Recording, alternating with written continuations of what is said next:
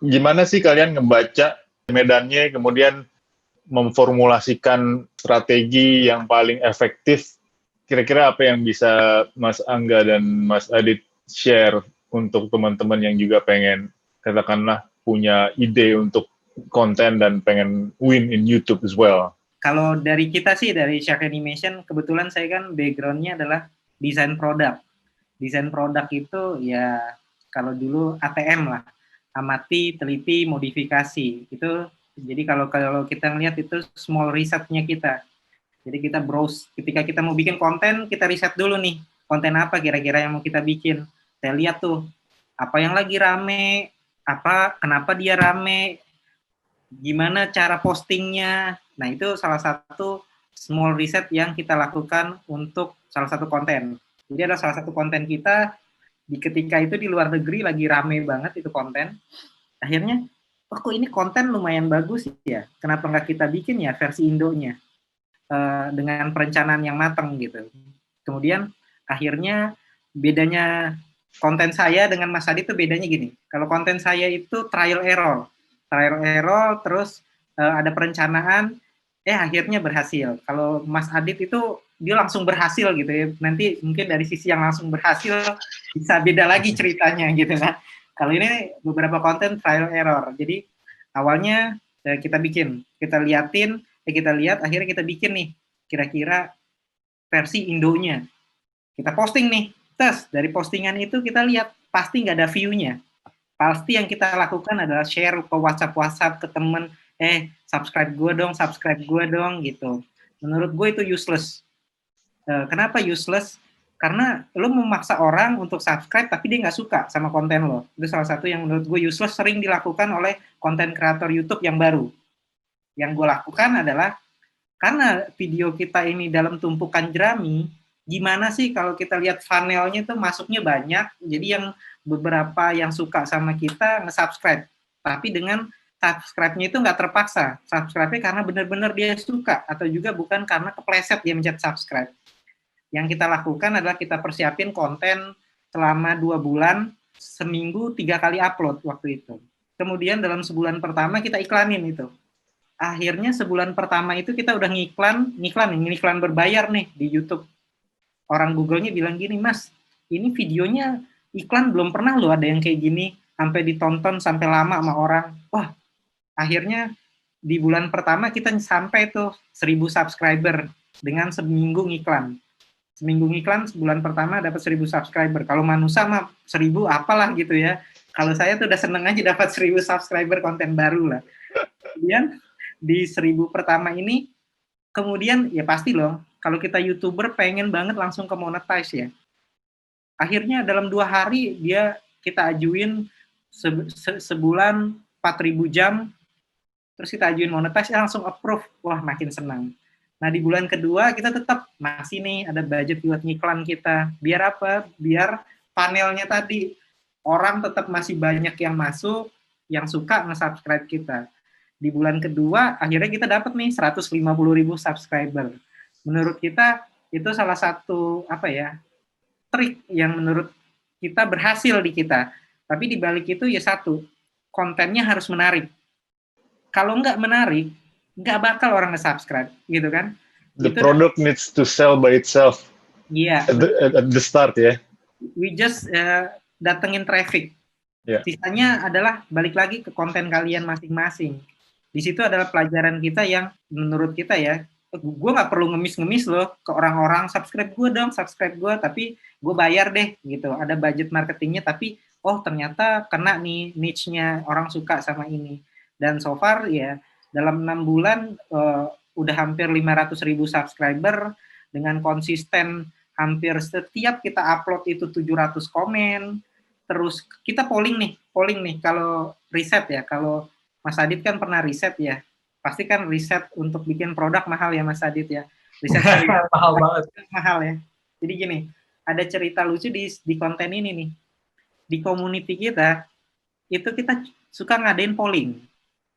Kalian suka cerita apa B ya? Padahal kita lagi nyari kira-kira apa yang bakal ditonton next-nya. Menurut kalian berapa sih orang yang nge-polling di community YouTube gitu? Awal-awal sih mikir, wah bisa 1.000 aja bagus gitu ya. Itu kan mahal ya, 1.000 orang ngevote gitu ya. Di YouTube community kita itu, salah satu channel kita itu, rata-rata kalau kita bikin itu bisa sampai 40.000 orang yang ngevote. Itu menurut kita fansnya suka banget sama konten ini sampai dia sampai 40.000 orang, kan data yang gede ya. Dari 40.000 orang itu merupakan data yang gede yang kita dapat. Itu sih sedikit gambaran gimana sih kita atau Shark Animation ngebangun strateginya ya. Strateginya ya di balik itu pasti ada namanya juga SEO, Search Engine Optimize, di mana konten kita itu kalau di search bisa paling atas di Google. Itu salah satu ya, itu back end-nya lah. Ada lagi jadi kalau kita cuma oke, gue bikin YouTube bla bla bla bla upload mau langsung viral itu kayaknya zaman dulu mungkin bisa ya. Kalau zaman sekarang udah susah banget ya. Kita udah banyak banget konten artis, kecuali kita artis ya, benar-benar yang public figure yang di banyak fansnya mungkin. Udah banyak follower ya. Kalau enggak kita cuma kayak jarum di tengah jerami sih. Jadi ya belajar dari pengalaman sebelumnya di studio itu juga, saya jadi tahu lah, gue jadi tahu nih, oh ternyata bikin IP dan bikin IP is one thing, jualan is another thing gitu loh. Jangan taunya bikin IP doang terus nggak ngerti jualan, itu sama aja flop. Itu sama aja tahu bikin martabak sebaik-baiknya tapi nggak ada yang beli, ya kan, percuma gitu loh. Mendingan beli martabak yang oke tapi yang ngantri sampai 3 jam gitu kan.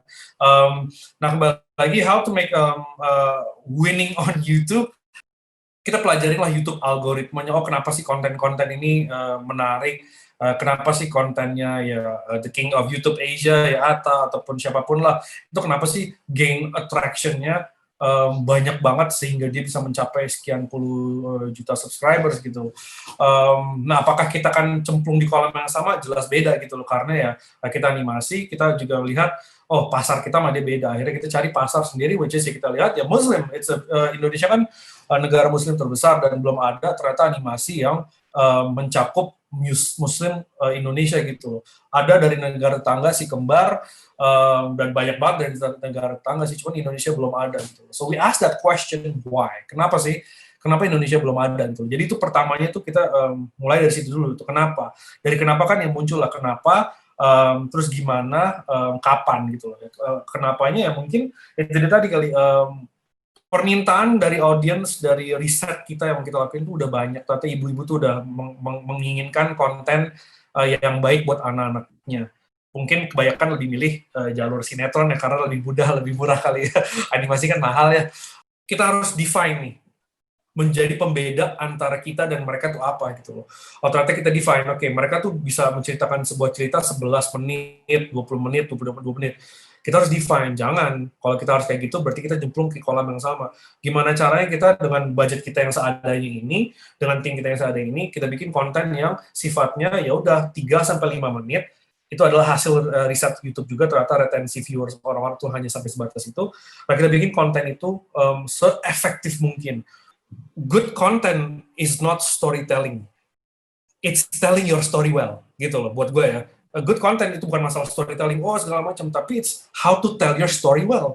Nusa 3 menit itu retensi video kita tuh 98% all across our episodes. Bahkan kita bikin episode yang panjang yang Nusa Bisa ataupun spesial hari Ibu, sama retensinya 98%. Akhirnya itu menjadi ingredients, menjadi sebuah resep buat kita gitu loh. Bukan masalah storytelling aja, tapi is really telling your story well gitu loh. Gimana cara bikin konten yang reach your audience gitu loh.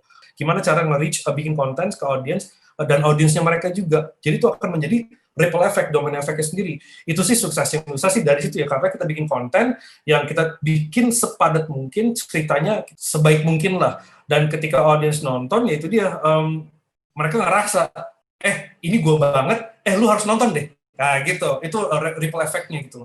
Kita bikin konten gimana caranya lu ngerasa ini, sehingga lu mau nggak mau membagikan ini gitu loh. That's the domino psychological impact yang kita coba bikin gitu. Karena kita tahu, kita sadar, kita nggak punya biaya marketing yang besar. Kita nih studio kecil gitu sebelumnya ya, dan sekarang tetap studio kecil. Di situ membuktikan not everything is about capital or cost. It's about proper strategy gitu loh. Cara menggunakan alat ataupun menggunakan modal seada-adanya dengan impact sebesar-besarnya gitu. Kita berakhir benar-benar mengelola riset, trial, tes lagi ke komunitas, ke orang ini, ke guru, minta feedback segala macam.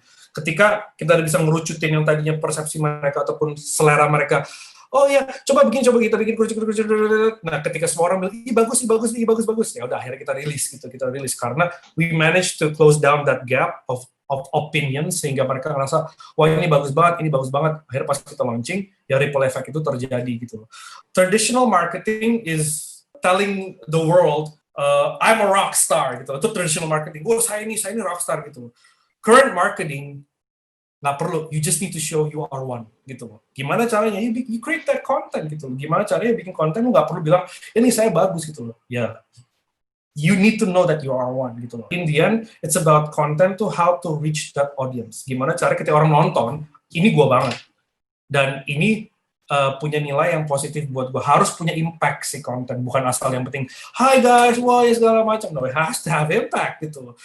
Impact itulah yang menjadi rahasia dan resepnya Nusa gitu. Karena setiap ya kita dapat feedback dari masyarakat ya, ketika mereka nonton Nusa itu ngerasa bahwa ini pengingat buat saya, pengingat buat anak saya, bahkan saya sebagai orang tua jadi belajar lagi.